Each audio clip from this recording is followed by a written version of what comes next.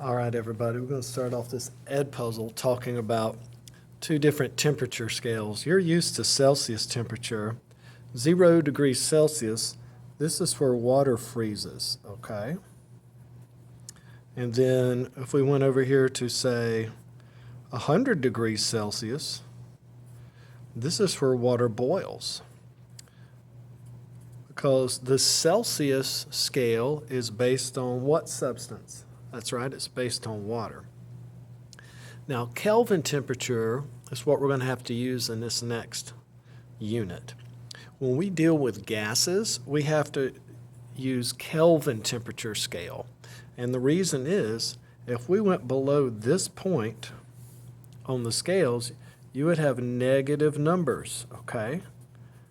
And if you had negative numbers for temperature in our new equations, you would end up solving problems and coming up with negative volumes for an answer, and there's no such thing as a negative volume, all right?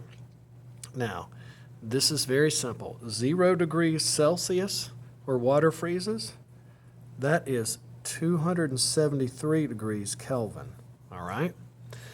And the units, the sizes of the temperatures, they're all the same. Kelvin and temperature are the same size. They're the same increments.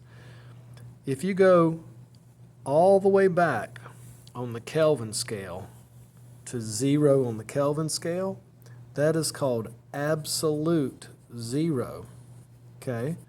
And that means it's so cold that the atoms aren't moving at all. It's so cold theoretically that the electrons aren't even going around the nucleus of an atom. There is no motion, no movement, nothing, absolute 0. Now, if 0 Kelvin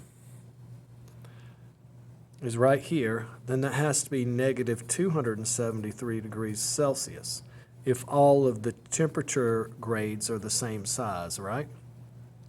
So 0 degrees Celsius is 273 degrees Kelvin. 0 degrees Kelvin is negative 273 degrees Celsius. So the long and short of this is, if you're given Celsius, like 25 degrees Celsius, instead of that, you add 273 to it, and you say, oh, that's 298 degrees Kelvin.